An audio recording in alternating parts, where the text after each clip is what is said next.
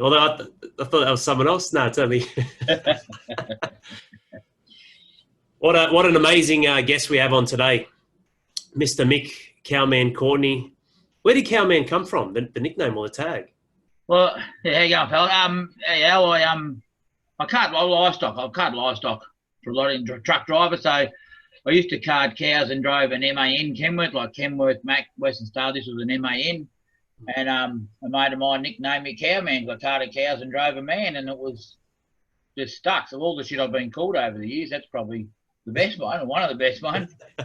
And yeah, so now we have our own business carting livestock and that. So it just flowed on. It's good, yeah. I like it. Is this the real Cowman? I mean, you look completely different to the man who joined RDM not that long ago. I know it's been a pretty cool but pretty easy ride, really. Like I joined up maybe 2.5 months ago, 3 months ago, something like that. And I was 131.6 kilo when I started, and being a truck driver, and the bigger the truck you drive, the harder it is to feed yourself not shit, you know, like the bigger area they got to park the truck, the more Maccas in Kentucky and that crap there is, and it's expensive to be out there, and I've done interstate for years and had local jobs and, you know, live in the truck and here and there and everything, and it's bloody hard, you know, like it's really hard. And it's not just the eating, it's the fitness and everything, you know, like, yeah, there's a few truck drivers in amongst us dads, and, you know, we all do long hours and that, but when you're sitting behind the wheel and you're out loading, unloading, and you pull a 15, 18 hour day and you do that back to back to back, you don't want to fucking do anything but sleep. And with the restrictions and the way we, you know, it's boo for the truckies, I suppose, but we get targeted pretty hard by the coppers and ridden pretty hard, and you can't, you know, years ago in the day you could do big hours and still fuck around and you know, with logbooks and stuff like that and still have a life outside the truck, but now you're so governed and so controlled, and point-to-point cameras and satellite tracking and logbooks and all that shit. You know, when you're out of hours, you're out of hours. You've got to stop, you know, like we're the only industry in the country that gets penalised for doing overtime, you know, like. So it's great. Like, you know, people say you choose your occupation, and I have, and I love it. And with our own business now, yeah, we're starting to build our own bit of an empire, so that's good. But it's a good job, but it's a shit job, you know. Like, you spend your whole day kissing ass to forklift drivers and sucking up people's asses to get your load on and your load off and stuff. It's you know, big tough truckies. We're the most relied upon and yet the most hated industry in the country, you know. Like, it stinks. In the States, the truck drivers have got a great deal of respect, and in Australia it's quite the opposite, and it's a shame. Like, I'm just making a living like you're making a living, like everyone's making a living, you know. Like, and reality is the country would be screwed. I wouldn't have this fucking cool shirt on and this cool hat on if it wasn't for trucks, you know. Like, that's how it works. Like, for those listening, he's got a hashtag FYT Dads shirts, which Mick, you say really well. It's like a war cry. You're what an inspirational story, you know, and what you just shared then. Tough environment, mate, mentally to be part of, and for you to reach out, which we'll dive into, and ultimately create this journey and this change is unbelievable. But yeah, it's been an honour to be part of it, mate, and where you've come from. But I guess that's the point of this session. You know, that's what I love. We were talking about this before. It doesn't have to just come from me. I'm just not like I'm trying to be some sort of fucking polished man who just, you know, this is the only way. I love it when they hear it from you, man. I love it when they hear it from the other dads, from other people. And this isn't even a push or a sell either. It's just hearing that it's possible and change is possible.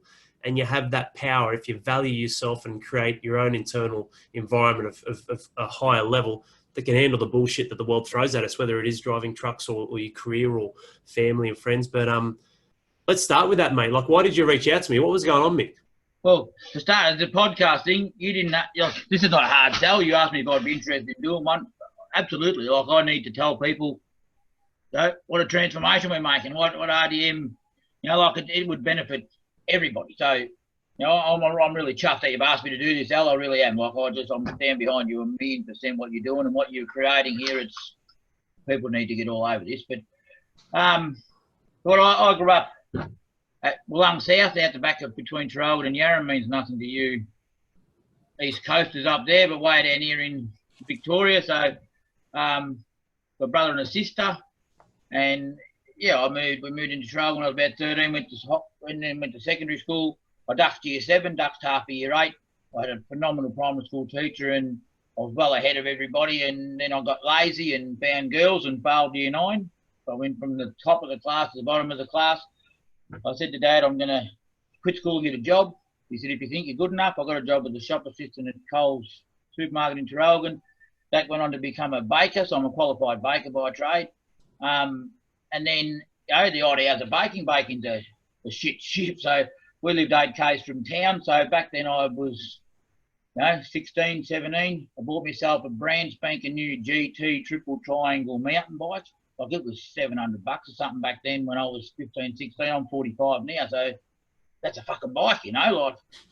And I used to ride 8 k's at midnight, 1 o'clock in the morning, down to the shopping centre to do my apprenticeship. So I quite like the bike. The bike riding's my thing, so I've been doing a fair bit of that, in the last few months, and I think I've done, must be up around the 300 k's I've done on the bike now in the last 2 months, I suppose. About 2 months since I got my bike all going again. So that's pretty bloody good. So, but I was just like, the truck driver, the weight gets on you. So it's, not every truck driver's fat, but a fucking lot of us are, and it's that depressing job, like you're on your own a lot, and I'm a pretty vocal out there sort of person, and I like being by myself, but not all the time. So, thank God phone bills come down a bit, because I spend a lot of fucking time yapping to people on the phone, because it's an outlet.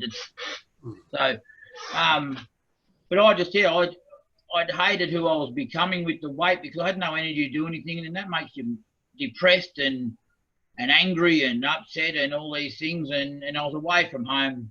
One of the recent jobs I had, I was away from home 2 weeks at a time, so I'd come home Friday night and go again the next Monday morning, gone for 2 weeks again. Like, good job, paid good, but just never home. I had a grandson that didn't know who I was and stuff like that. And my wife, we met in 1995 and married in 98.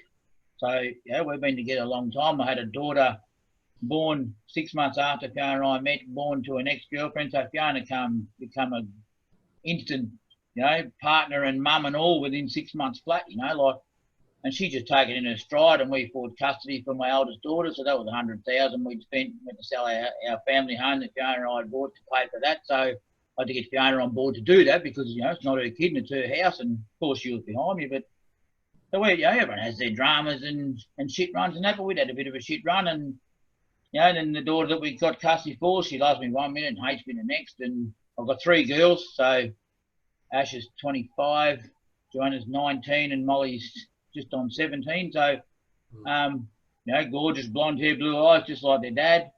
So, the beauty runs from me straight through to my kids, I reckon. But we, it's hard. Like, all this stuff's hard, and when you're fighting the fight of fights, and and then with the kids and the other kids and stuff, like, you got to try not to favour one more than the other, and that sort of thing. It's it weighs on you and gets you down, and then you start to hate the world, and because you hate how you look, you're blaming everybody else. I'm fat because the owner feeds me too much food, or I'm fat because my sneakers are fucked and I can't go for a walk, or whatever stupid reasons we give ourselves to convince ourselves why we are like we are. Like I smoked for 22 years, and I've been off the smokes 8 or 10 years now. I can't even remember, because it was an important milestone in my life, but not important enough to fucking hang on to, because you never go forward if you hang on to these shit parts of your life and dates me. Like RDM. I joined RDM 2 or 3 months ago. I don't know, because I'm glad I did, and it's important that I have, but if I remember exactly, then that takes me back to when I was sad and depressed and fat and lazy and all that shit. And I've moved on from that. So I don't know when I joined, and it doesn't fucking matter when I joined. The fact is that I joined and I'm going. I quit smoking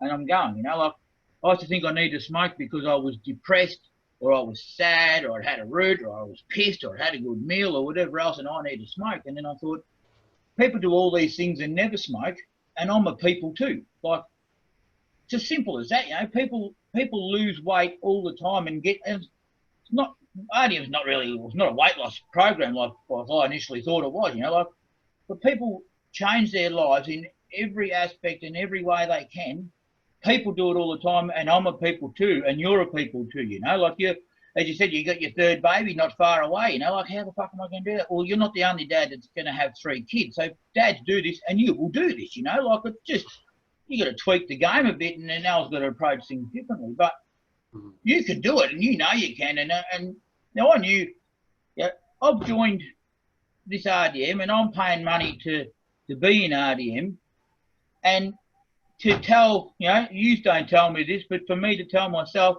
you know, eat well and exercise, you fat fuck. Like that's, I've joined RDM to basically for you to tell me what I already know, but the accountability to yourself and the coaches and particularly all the other dads, you know, it's just you can't get that anywhere else, you know. Like you need your mates, and you are just like mates, you know. Like I don't look at anyone any higher than anybody else, you know. Like you're the man that runs the show, but then you do the challenges that we do, and then you talk shit about shit that we do, and then you have, you know, you're excited about your baby and stuff like all we were, you know. Like you're no different to any of us, you know. Like you're just the face that's headed it up and got all us in it, you know. Like, but I joined it to lose weight. In the first week, you know, I was on the back foot with you a bit because there's so many fucking people out there trying to flog this shit to people. I thought, is this Al fella fair income or is this all bullshit? And, you know, you'd said in the past you thought I might have been a bit the same. Is Mick in for the real deal or not? Well, yeah, I honestly at the start I didn't know. And the first week I thought, fuck, I saw the challenges and that, and I thought there's no way known I'll be able to do this. But I thought that we had to. I thought when you put the challenges up, that, you know, they're a requirement. Well, they kind of are, but they're more of a suggestion than a requirement. These are the challenges we've set out. We want you guys to have a crack at it. If you don't, we don't care, but we'll be chuffed if you do. And so I looked at all the fitness at the start, and you know, I couldn't reach down and do my shoes up because I was too fat. I mean, if I'm fucking passing out tying my boots up, how the hell am I going to do push-ups or go for a walk or anything? You know, like, and then like you just poke away at your own pace. You know, this 1% better. You always say 1% better, and it really is. You know, like you just chip away. You look at the mountain where you want to get, and you'll never get there because the higher you get up the mountain, the higher you want to go, the more you want to achieve. So you'll never ever get to where you think you're going to go, because you know, people say at the end, you know, how far are you going to go? What's your end goal? Well, I don't have an end goal because it's RDM for life. Right? The end goal means the end, and I'm not doing the end because I don't want this to finish. I don't want to, not the mateship and the friendship and everything I've got out of RDM. I never want to lose that. Like, so I'll just do it. I'll become a life member, and I'll be in all you blokes' lives forever, I hope, and I hope you are in mine, because this is far, far stronger than, you know, coaches and the supplements that we can buy off you and the diet books and everything. It's far, far more than all that, you know. Like, I joined it to lose weight. I never in a million years thought I would get what I've got out of it with, you know, my mental health and how I approach life and how it's made me a better dad and a better husband and, you know, a better mate and a better employee. I've got my own business, but I drive a truck for another bloke, so a better employee for him, I think, and I'm more motivated in our own business. And you know, when you sit down watching TV over night time, it's easy to sit there going, I should go for a walk, I might go for a ride. Or this morning, 11:30 to bed last night, couldn't sleep much last night, and was up again at 5 this morning. I did 18.5 Ks on my bike this morning, like half of them in the dark. I would never have dreamt of that 3 months ago. Like, so you know, if anyone listens to this who's not at RDM yet and is a dad, well, they should be, but they you know, don't think you can't, because I was a fucking lazy. I'm fucking lazy as fuck. Like, you know, I wasn't. I eat a bag of salt and vinegar chips waiting for Fiona to bring tea to me over night time, you know, like, and that just lazy stuff. And you know, people say, oh, if I can, you can. Well, if I can, you definitely can. Anyone can. Like, I was pretty lazy sort of a fella. And truck driving, you've only got to be fit for half an hour or so to load the truck or unload the truck, you know, like carting livestock and that. You know, you only got to be able to run 10 feet to climb a fence quickly if something's chasing you. You don't have to fucking gallop for miles and miles. So, you know, it's not a very fitness sort of a job. But like, yeah, now when I drive a truck and dog tipper for this other fella, so I'll go tip off on the farm and I might do 10 squats beside the tank of the truck, fuel tank of the truck or something, or some push-ups off the top step of the truck. And just get the body moving a bit of fitness. And if I don't do something each day, I start to feel guilty. Like, I feel bad for myself that I haven't done it. And then blokes must think, well, Cameron hasn't put anything up on Messenger today. What's he been doing? And no one cares. If I do stuff, that's great. If I don't, no one's going to ridicule me. But they, the blokes have really, really got your back. So I started growing a beard a month or so, a couple of months before RDM, and I was going through a really negative stage in my life, I suppose, and I hated everybody. And Fiona, my wife, hates facial hair, so my idiotic fucking mental head, I thought I would grow a beard to piss her off, and that'll be funny. And that's childish. It's just being a fucking child. So I started RDM, and then started just to shove it up a few people. You watch this, and I'm sure Fiona thought, here he goes on another one of his fucking harebrained ideas, and well, I'll stick at this. I'd try different things, and I'm always looking at either get rich quick schemes or whatever else, and I've got a plan in my head of how I want things to go, but these plans cost. And but no, I did the beard, and I thought that'll piss Fiona off, and then I sort of got into RDM and started to just feel a bit calmer in myself and a bit more relaxed, and then started to have a look at myself. And so you grew the beard to be an arsehole, and I hated it myself, like it was itchy and it was hot, and I didn't like it either, and everyone reckoned I looked like Uncle Jesse from the Dukes of Hazzard, so I didn't fucking like that much either. But I thought I'll set a goal to shave it off at 120 kilo, and I hated the beard, so I flipped it back onto myself, and I thought, you grew it to be an arsehole. Now you can wear it, you arsehole, and you can, every day you look in the mirror, that will remind you of you grew this beard just to be a prick. And it's a stupid beard, it doesn't mean anything, but to me, to shave it off meant a great deal more than just shaving off a beard, So I'd hit my goal weight last Wednesday, my first goal weight last Wednesday, I was 119.8, and I weighed myself about 6 or 8 times on the scale just to make sure the fucking things weren't lying to me. And I was under 120 every time, so I sat on that information all day and burned a bit of a hole in my pocket, but I kept it to myself under the strict instructions of Fiona. Don't say nothing, don't say nothing. And then last Wednesday night on the round table that we had, I snuck off mid-round table and shaved it off when I think Ben was talking, and I just sat down in my chair and didn't say anything, and then mid-sentence he's like, holy shit, Cowman shaved the beard off. And it was really, really funny. And I've had a heap of private messages from the dad since, and a few on the screen that night, the fist pumping and stuff. I knew you'd all be as excited for me as I was, and Fiona and the rest of my family was. And I hadn't told anyone. I only told Fiona and Molly, my daughter, that lived with me, but anyone else, nobody knew. I'd come across a few people through the day. I hadn't told my other kids because I wanted to share it with my mates first, and the RDM dads were people who I wanted to share it with. So I didn't tell anyone. I wanted to tell you guys first, and I've only known you blokes for a short time, but that's what you mean to me, and that's what we all mean to each other, and that's the impact that this has had on people. That as soon as I got in the scales and saw the weight, I was just so anxious for the round table that night. We're talking 12 hours later, or 13 hours later, because I wanted to share it with you blokes. I wanted to share it with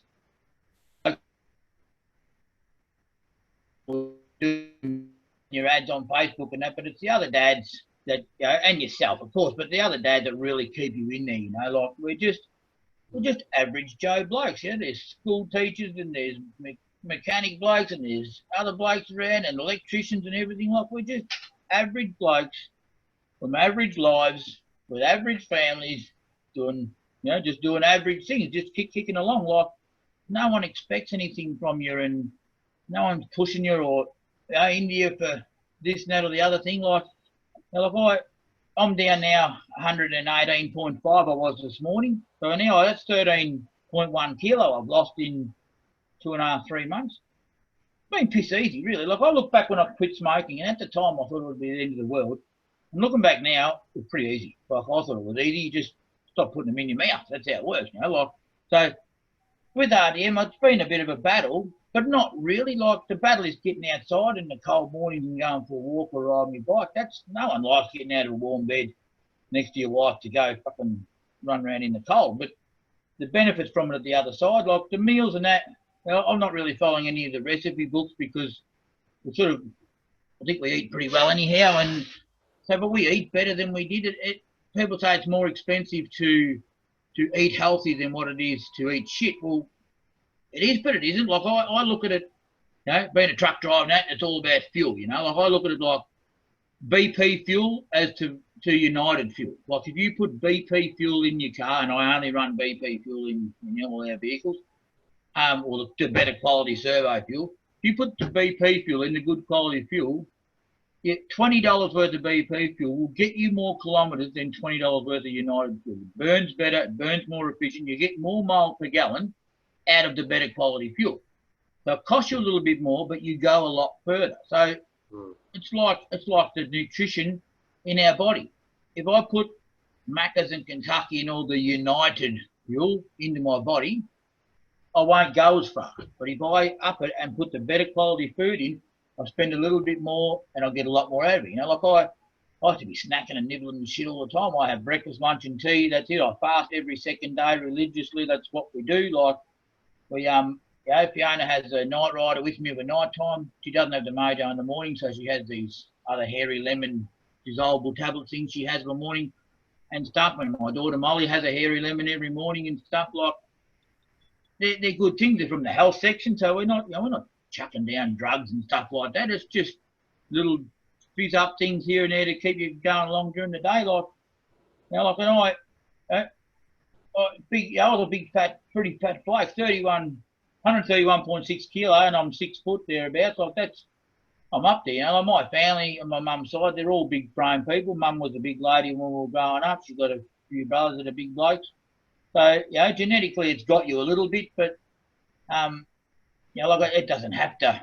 It doesn't have to have. You don't just accept because all my family's fat, I'm going to be fat. It doesn't work like that, But I can get out of the shower now, dry myself, and look down and see me dick. I haven't been able to do that when I was 131 kilo. Like that's a stupid thing. But to a big bloke like me, your manhood and who you are, and all that's important. When you're a man, that's important. So a change like that. Get out of the shower and see that it's a silly thing, but it's a thing. Like the beard, it's a thing. They all mean stuff to us, Like and I'm up 4 or 5 holes in my belt, and I've gone. The first RDM shirt I was sent was a 4XL. This one's a 2XL. So things are, and it's been pretty easy, really. Like I reckon. Yeah, it's a credit to you, Mick. Like the thing is, and what a phenomenal intro, mate, into what you've gone through and where you're at. Like it really is humbling. And you're right. Like I might steer the ship or be the face, but it's the dads that make this what it is. Dads like you. That's why this isn't a sign up online and 20,000 dads. It's a proper group of men and fathers. But the greatest thing I see is the symbolisms. Like your beard, it's a symbolism for who you were to who you are now. Your actions and your habits and your patterns. All of this comes to an under-ruling principle, whether you agree or not, mate. It's a pattern we see of not believing in yourself and not valuing yourself and thinking that's the status quo. Even if you just think, we're average blokes and none of us are different from each other. You're absolutely right, mate. But guys go one more and drop themselves down. They tall poppy themselves, mate. They self-sabotage and think this is just what life is. Like you said, I'm on my truckie, so I should be heavily overweight and eating fucking McDonald's and all this sort of stuff. Doesn't have to be. And that's why I love sharing your story, mate, because what you're sharing, even intimately about getting out of the shower and whatnot, is incredibly humbling for me to see and know that he's fucking earned those stripes. We've got an amazing environment, but he's made that choice. Yes, it's hard to get up in the morning. These are moments. There are always going to be moments that challenge us.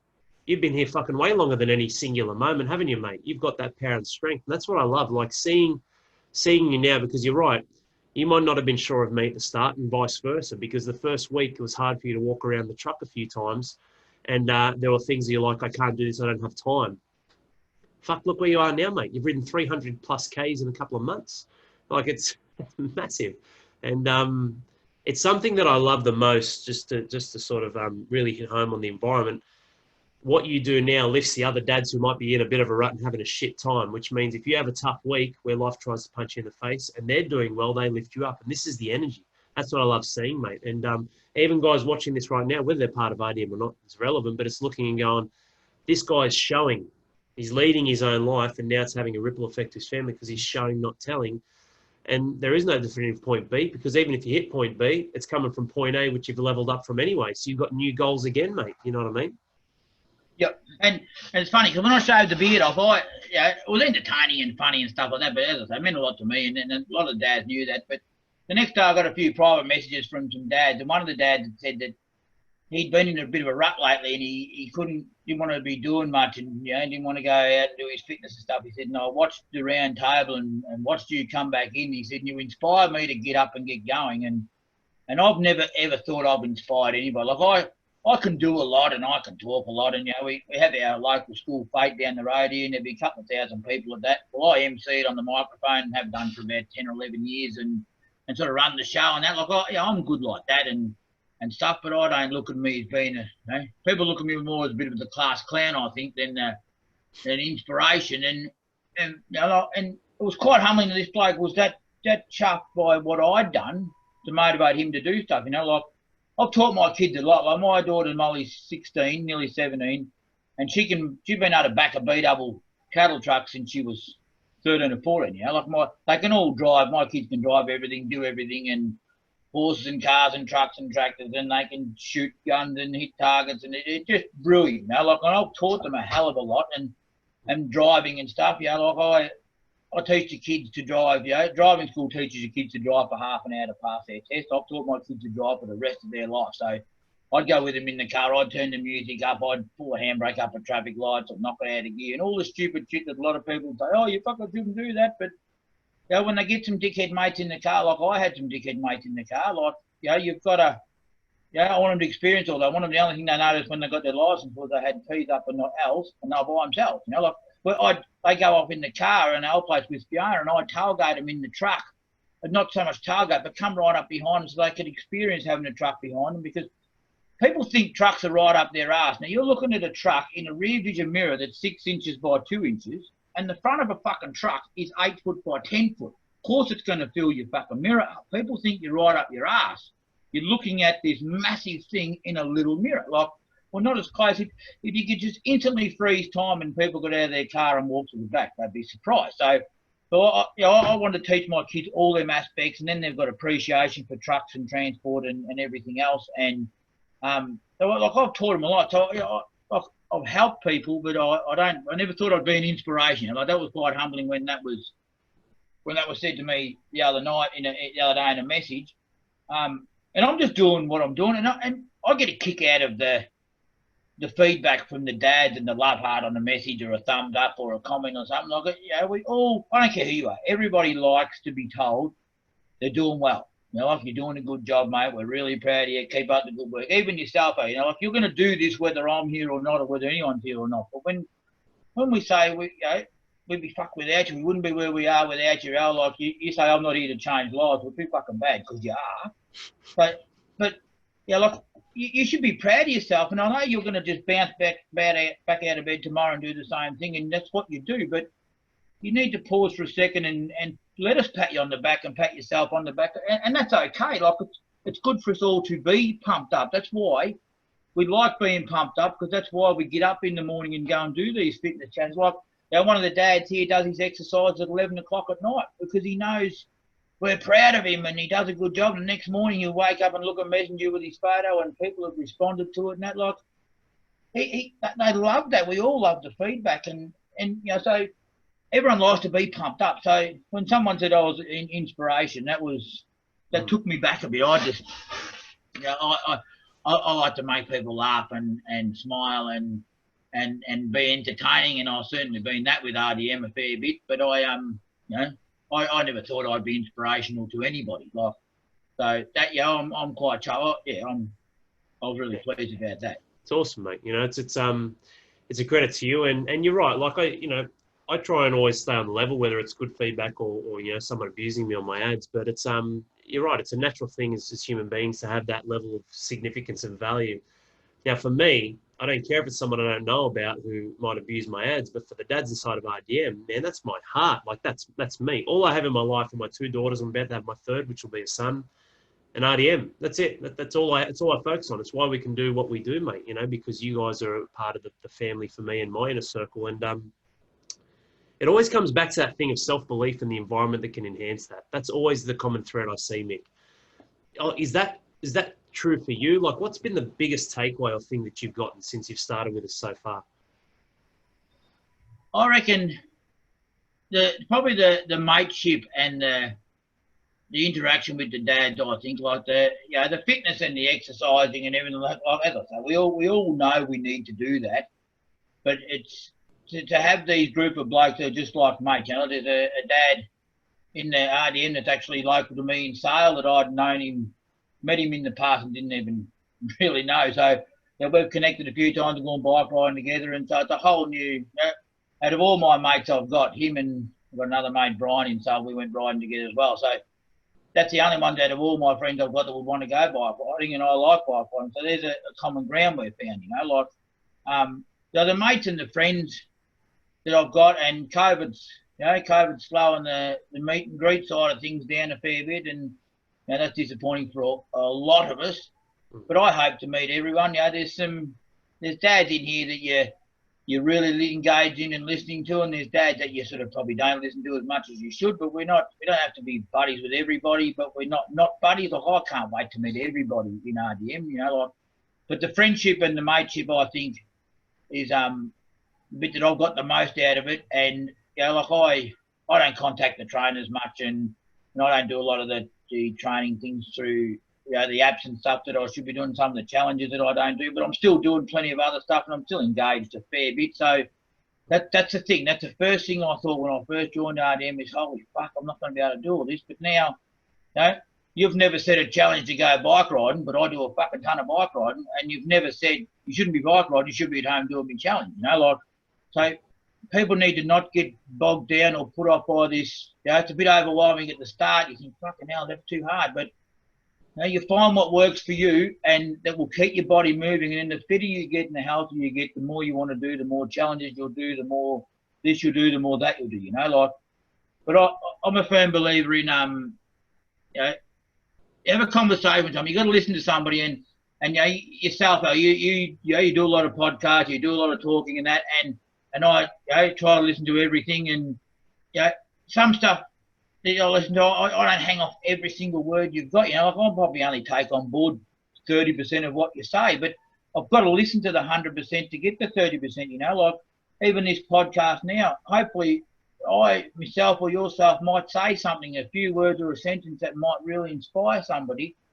But they've got to listen to the 15-hour podcast that I'm just about to give to get to get them few words. You know, like everybody. I don't give a fuck who you are. Everybody's got wisdom. Everybody's got something relevant to add, whether it's a person behind the servo counter, the checkout chick, taxi driver. I don't care who it is. Somebody, if you give people the time of day and talk to them, the strangest person will just say something that will change your life. So, like, we've got to listen. So, there's a lot of things you've said that have really, the 1% better, that really resonated with me. Like, I thought that's easy as shit, you know. That could just be a matter of getting up from your tea of a night time in your lounge and take your dishes to the sink that you normally leave there for your missus to do, you know. Like, it doesn't have to fucking be 1% better of push-ups or sit-ups. It could be 1% better of bolts and washing, or go and feed the fucking dogs, or take the bin out, or whatever, you know, like the stuff you normally wouldn't do. Because that, it makes the rest of your family's lives a bit easier, and it makes them also start a bit more respect for you, because hang on, now Dad's doing the shit that he makes me do. Oh, we better go and take the bin out because Dad yells at me to do it every night, and I get out there and it's gone because Dad's done it. Fucking go, Dad, you know, like, and people look at you a bit different. So the 1% better really resonated with me a lot. But yeah, like, all the dads have got something to add, and if you stop and listen to them, it might be 3 or 4 words or a sentence or something that you just hang, and you forget them now. Days later, I'll forget what other people have said, but at the time, it really hit you. And like the beard, it was just a stupid thing, but it hit another fella enough to inspire him to go and exercise and to message me and tell me that. You know, like, that's great. That's great. You don't get that at a gym, like. Nah, no way, mate. And what you said just then, like, there's always a gift, Mick. That's the thing. Like, for me, it's about having a very widespread, creative way to try and deliver the same message. The worst thing in the world Daniel could ever have is fucking regret, because it's too late. And the best thing you can do to combat that is to consistently grow in your life and expand who you are, because the two can never coexist. It's such a fucking simple formula. And then the base of all that is loving yourself, mate, a bit of self-worth and self-value. And that's the thing, like, there's always a gift. Like, I'm old school. I've got an old Italian father as well as older brothers. I like working with older dads and older men. And for me, it's literally listening and trying to understand, which is why I don't need to go do mindset courses and all this other shit. It's listening and understanding what you and the other dads are saying, and then comprehending that and repositioning it to then reflect back to you with some value to keep moving forward. That's all I do, mate. Like, and then the environment enhances that of the other dads, not me, not the coaches. We're part of that. And mate, it's hard to get though. Very rare these days, Mick, you know, especially in today's world, mate, as I'm sure you'll agree. Yep. And inspiration and motivation, you know, like, people think, I've got to be home on my exercise bike to get exercise, or I've got to be listening to a podcast to get inspiration, or this or that, you know. And yeah, I walk around the local footy ground. There's just some concrete steps I do step ups on and muck around. I don't need a special block or nothing. I just find shit as I'm going along. And you know, one of our dads, and I actually saved his video on my phone. He was walking one day, and next thing he's picked up this log. And I'm going to carry this log, and I'm going to, you know, do some exercise with it. And he carried it for however far and dropped it. And the next day he went for a walk and he picked up and carried it back again. And you know, you don't, it's just a log in the fucking, on the ground he found, you know, like, it was just so, I just thought it was just amazing that this bloke just grabbed some, fuck, I need to load myself up a bit more. There's a fucking log. I'll just grab that, you know, like, and motivation, like, as I said, the beard had to come up at 120 kilo. And as it got close, I started to worry about, you know, once I hit this goal, I need a new goal. And what am I going to do? And I was actually really worried. I was thinking, I've got to think of something. I don't want to, I'm on the run here. I don't want to drop the ball and have to stop. I want to keep going. So I needed to get a bit of inspiration. And my father-in-law, of all people, like, you know, that's what I mean. You've got to have the conversation with someone, because you just get a little bit back that really fires you up. So my father-in-law, Lindsay, he's, you know, 72 or something, and he had a beard for 40 years, and I'd been with Fiona since 95, but I've never seen him with a beard. Well, he said to me, he said, how long did it take you to lose your first 10 kilo? And I said, oh, about 10 weeks. And he says, oh, yeah? He said, right, he said, when you hit your next 10 kilo, I'll grow a beard for 10 weeks. But he's actually going to grow a beard when I hit 110 kilo. So, yeah, I've already told him, you better get ready to stop buying razor blades, motherfucker, because you're growing a beard, you know. Like, so it might take me another 6 months to get that far, but he will grow a beard. You mark my fucking words. That man is going to grow a beard, because I'm going to hit 110 kilo. And I said to Fiona, I'll hit 110 kilos. She said, yeah, I know you will. Like, so, yeah, and my father-in-law, he's one of the greatest blokes I know, you know. Like, he could, I just think the sun shines out of his eyes. You know, he's just the greatest guy. And he stands by what he says. He's an old school fella and calls a spade a spade. But if he says he will, then he will, because he, and that's where I get the inspiration. Plenty of people can jaw off and say shit that they're not going to back up, but he said he'd do it, and he shook my hand and said he will. So there's my inspiration. I know he won't back out. You know, if I said to you, when I get to 100 kilo, what I'm going to do, and you say, I'll give myself a crew cut or something stupid, and I think, fuck, I don't think he's on the level. Well, I'm not going to be as motivated, because I don't think you're fair dinkum, as an example, but I knew with Lindsay that he really was, and that he really will. And then when he's shaved his beard off, no doubt that'll make a video to the RDMs. I can show all the dads as well. But yeah, it was a stupid thing to say. But to grow on the beard was a stupid thing to start with. It doesn't have to be, you know, I'm gonna quit smoking and save up the money to buy a Ferrari and shit. You know, like, you don't quit something and save the money. You don't quit smoking and save the money you'd normally spend on smoke, because that reminds you you're a smoker. Just fucking move on. Don't hang back. You know, you don't think, well, I just spend $100 a week on cans of Coke and Macca, so I'll put that $100 a week in a jar, and at the end of the year I'm going to go and treat myself to something. No, don't fucking do that, because that makes you live in a part of your life you're trying to get away from.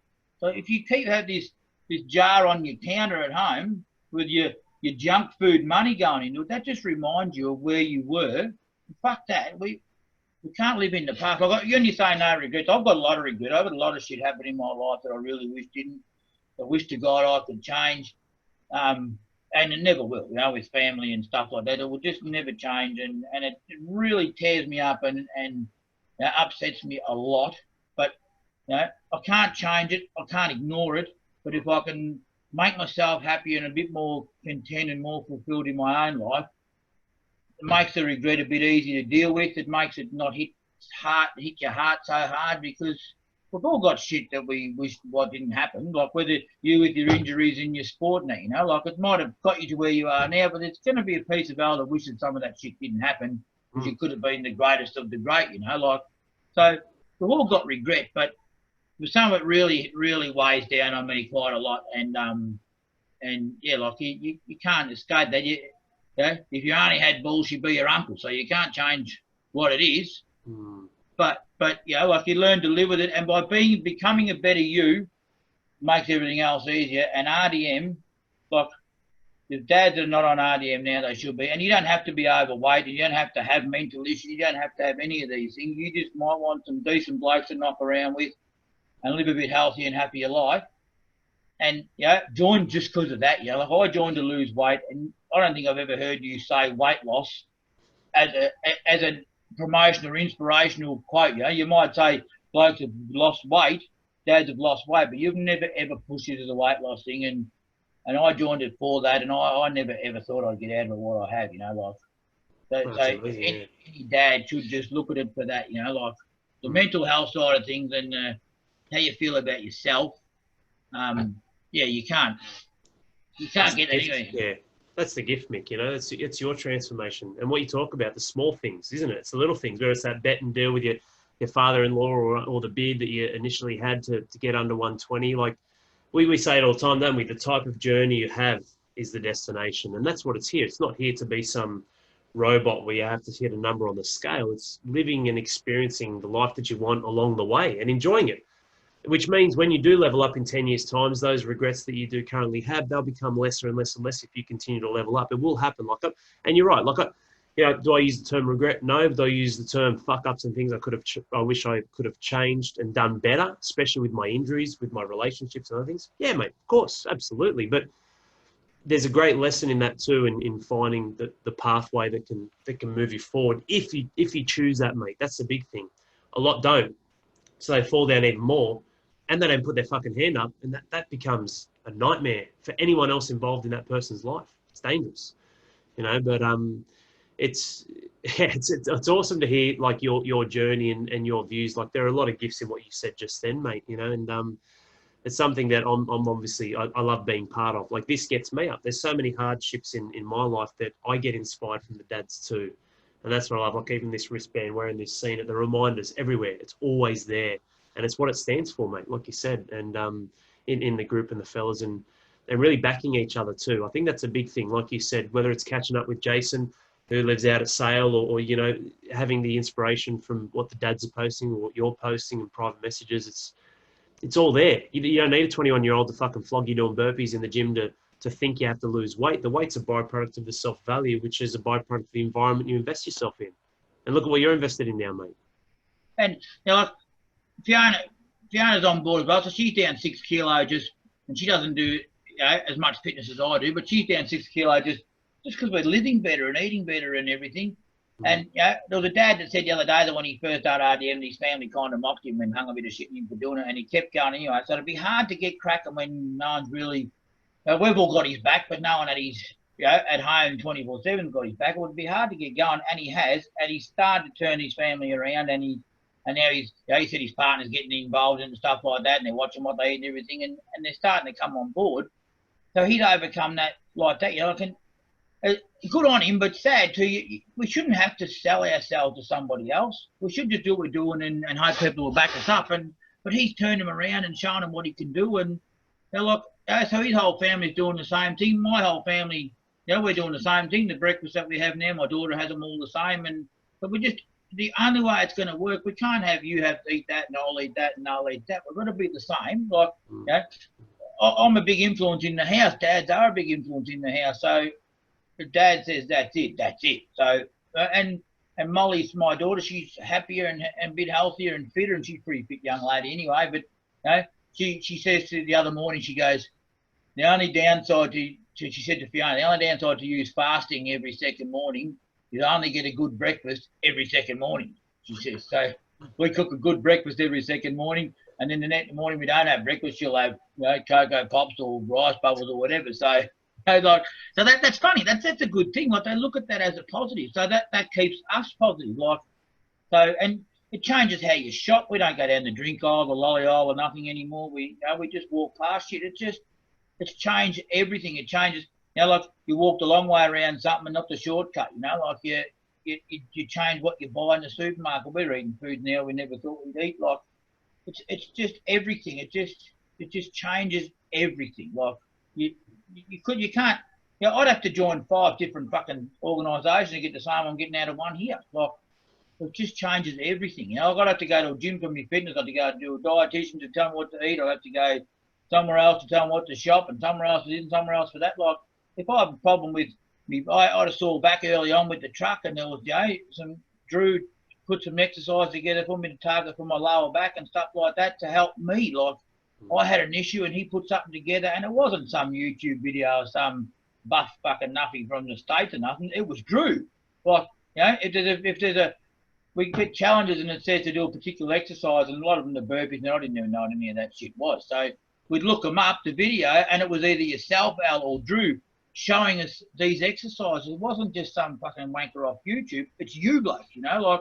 And I've challenged you a couple of times with some silly challenges with push-ups and handstands and shit like that. And next thing you're at the gym and you do them, you know, like it just goes to show you're just a real bloke like the rest of you. You're not above us. If I say, do the challenge the challenge the other day at the gym, you know, the push-ups against the wall and stuff, and then you go walking off on your hands, a walking handstand for about 5 metres, and then some push-ups on the wall, you fucking show off. Like, but you just did it and you laughed it off, and it inspired all of us, and it just reaffirmed that you're just an average Joe like the rest of us, and you won't shy away from nothing. You're in it just as much as we are, you know. Like, and that you know, it's just a funny thing that you did, but it meant a great deal to me, and I'm sure to other dads, that here's this bloke, you know, he's a big boss, and he still just kicks it with the rest of us, you know. Like, that's a credit to you. That's really good, like. Oh, appreciate it, mate. And that's what I love doing as well. You know, it's never going to be someone who, mate, I take the rubbish out. I fucking clean up, you know. Like, our dad packs, I don't go get someone to do the mails for me. I go down to the post office and I send the parcels. Like, you know, like, there's a level of significance and value in the simple things, mate, you know, because it's life that I'm experiencing as well, not kicking back behind an office, just pointing fingers. And that's been awesome. It's been great having you on, Mick. Like, I know that there'd be dads watching and listening to this who will get a lot of value out of it. And I guess, not to be a smart ass, but just to ask the question, like, if you can do this, but there's a dad listening or watching and thinks that he can't, what makes you so different or special? Or is that just a story that this dad's creating in his head that's pulling him down from who he can be? Well, that's right. But I'm no different, and I'm not special. That's the point, you know. Like, I was a big fat truck driver, a lazy big fat bloke. Like, I didn't want to fucking do anything. So, like, yeah, active around home and stuff, and we do what we have to do. But as far as fitness and eating well, you know, take the easy way out all the time. So, you know, you always say jokingly to the kids, you know, there's no can and can't sort of thing. You know, when they say, I can't do that, you fucking can, you know. Like, you can do anything you want to do, you know. Like, it's, and people say, oh yeah, I hear that all the time, and one of these inspirational fucking wankers and all that sort of shit. Well, you know, my name through Facebook and that, I'll be on there. People can message me. People can ask me. I don't care. You know, you can share this to the fucking world. I don't care. I've got nothing to hide. I live at Nambrock down here in Gippsland. We own a small transport company. I drive a truck for someone. You know, I'm 45 years old. I was an overweight truck driver, and now I'm down 13 kilos. I've got nothing to hide. Like, and I'm not doing this to piss in your pocket. You don't need me to help you fly. You're already flying. You know, like, I'm doing this because I wanted to share my story a bit with other blokes to say that you can, and if you think you can't, that's fucking bullshit. You're not trying hard enough, because it's not even that hard to work. To get up and go for a walk for a couple of Ks of a morning and listen to a podcast from RDM or listen to AC/DC or fucking Patsy Bisco, I don't give a fuck. Like, get out and go for a walk and clear your head, and you feel better for yourself, and then you want to walk a bit further. You know, like, normally I do 13.5 Ks around a certain block at home. Well, this morning I thought, no, fuck it, I'll go a bit further. 18.5 Ks, you know. And once you go that way, you've got, like the truck, you know, once you get in the truck, you've got to go that way to come that way. You've got to go and do your load so you can come home again. You know, like, you've got to look at it like that. I can't go halfway to Melbourne with a load of cows on and think, fuck it, that'll do, I'm going home. No, it's got to fucking go. So you've got to go for a walk around the block.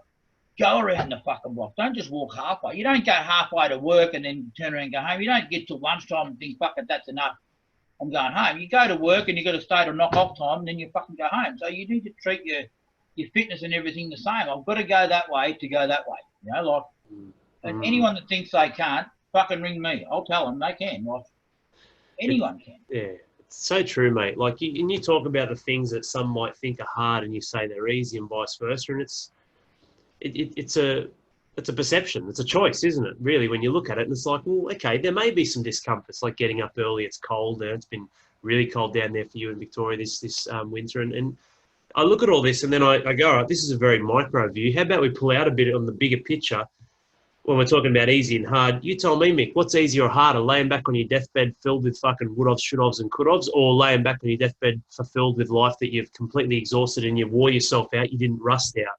You know, like for me, it's much fucking easier to sit back going, I fucking had a crack and did everything. It's much harder at that stage. It's easy to cop out. Like, it's easy. You know, now, I don't want to go walking, it's too cold. Next thing's going to be summertime, it's too hot. Or it's too early in the morning, or I'm too tired, or I can't find my shoes, or fuck off. They're just all bullshit reasons. And we know they're bullshit reasons. We're so good at telling ourselves we're no good at this shit that we believe we're no good at this shit. I can back a B-double, and anyone can come to my house and I'll fucking show them. I can back a B-double in high range, right? In reverse in high range. Now, means nothing to no one done drive trucks. It means somebody who does drive trucks. I can do all that shit, right? I'm a bit of a cowboy and a sharp, and I can do that.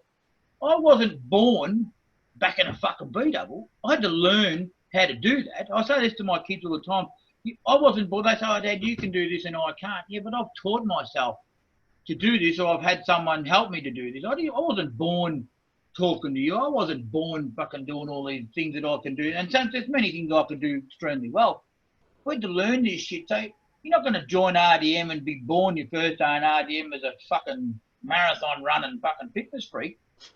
You're going to build that yourself, you know. Like, Al doesn't come to your house and kick you out of bed and say, there's your breakfast and your mojo drink and fucking let's go for a walk around the block. No, fuck off. Al's be there to pat you on the back when you do, and all the other dads are, but Cowman's got to get his own ass out of bed. Cowman's got to put what I put in my mouth is entirely up to me. It's got nothing to fucking do with you. Like, you know, it's got nothing to do with Fiona. To blame Fiona for feeding me shit. Well, fuck off. Like, don't have to eat it. It's all on me, and we all know that. So any dad that thinks I can't, or I'm 120 kilo, I'm 150 kilo, I'm 180 kilo, I don't give a fuck.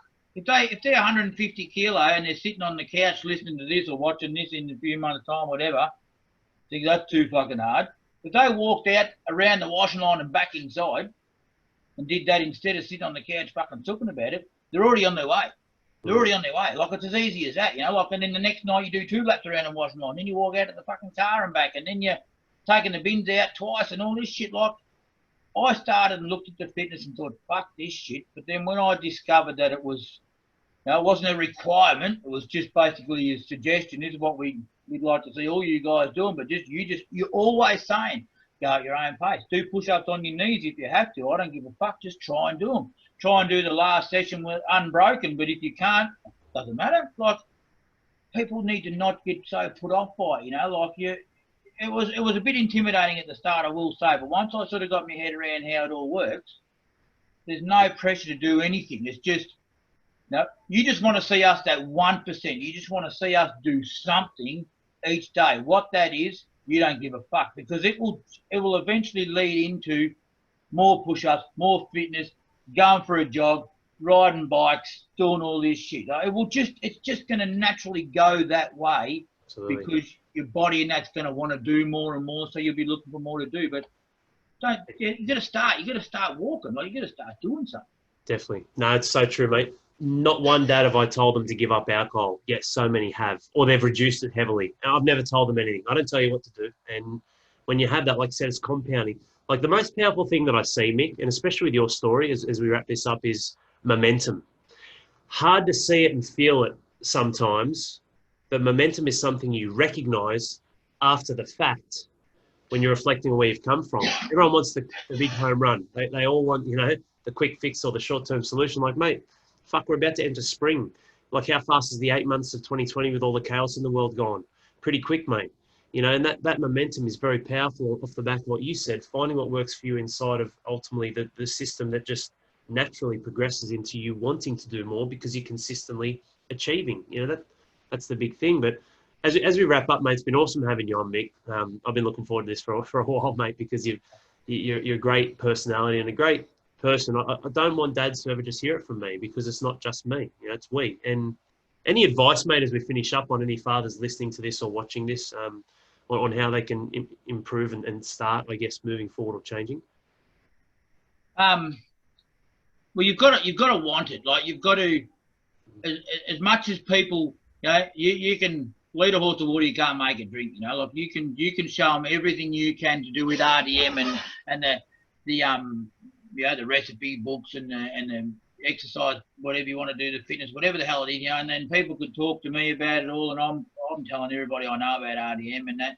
But you've got to want it yourself, you know. Like, and if you're still sitting on the couch or still on your ass in the truck doing no fitness and everything else, and I'm no fucking guru when it comes to fitness or nothing like that. I'm just an average bloke. And if you're still doing that and think that you can't, then that you're weak as piss, because you fucking can, you know. Like, but you've got to want it. And if you don't want it bad enough, I don't give a shit what it is. It could be anything in your life, from wanting to paint your house, to buy a new car, to fucking anything. If you don't want it bad, you want a bag of chips bad enough to get off the couch and go and get one, well, fucking turn left instead of right and fuck off outside and go for a walk instead, you know. Like, you've got to want it. If you don't, the thing I found, you know, like when I first started, I thought, I thought they're not really talking to me much. I'm not getting much out of it because there's nothing, no one's saying nothing to me. And then, you know, you've got to realise, well, hang on, they're not gonna. Like, they're there for you. They're going to pump you up and inspire you, but you've got to want to do it yourself, and you've got to do it yourself. You know, like, I go riding most mornings. Some mornings Fiona comes with me. Some mornings she doesn't, because she doesn't want it as much as I want it. And it's easy to stay there in bed and not go. But you know, I'm 13 kilos down, Al, in whatever it is, 10 weeks or something. Like, fuck me. If I can do it, honestly, it's not that hard. So any of the dads listen to this and think, fuck, I don't know, fucking bullshit. You don't want it bad enough. That's the bottom line. You've got to want. You've got to want to get ahead with your life. And if you listen to this and you just click off it and don't do nothing about it, you just don't want it bad enough. We live in the disposable world. It's too easy now. When something fucks up, you just chuck it and get a new one. And people, you know, I'm in customer service. We service our farmers with our business. Now you try and give them everything and make their job as easy as shit. Well, now society expect that. Society expect a personal trainer to knock on their fucking door. The younger generation want a job, but they won't apply for any. They just think that someone's going to knock on the door and offer them $100,000 a year job and a fucking company car and a phone, and they got limited education. What a bunch of fuckheads. You've got to get out there and make shit happen. So if you want it, it'll happen. And if you don't, you'll be living in the shoulda, coulda, wouldas and the gunner. And I don't want to be a gunner.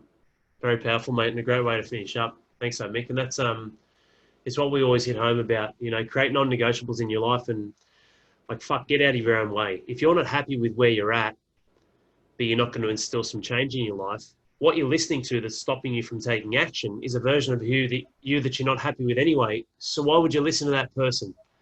This is what we mean when we say get out of your own way. Don't talk pop of yourself. Cut the self-sabotage and like bullshit by valuing yourself. You're the fucking man, the king, and the titan. Don't forget that. This is your world. Like, I'm a part of your world, Mick. You know, there's a version of Al that exists in your life. There's a version of Al that exists in my life and those who are listening or watching. It's that simple. It's your world, man. I'm just living in it. Just like this is my world and you're just living in mine. This is what it is. Take ownership. And if you don't want it, like what you said, that's okay, but just make sure you reflect and put your fucking hand up and take ownership, and reflect on the actions that you do want, that you say you don't want, but your actions are dictating otherwise. That's the big thing. But mate, it's been awesome having you on. Thanks heaps for joining us and obviously giving us the time too, mate. No worries. Thanks for having me.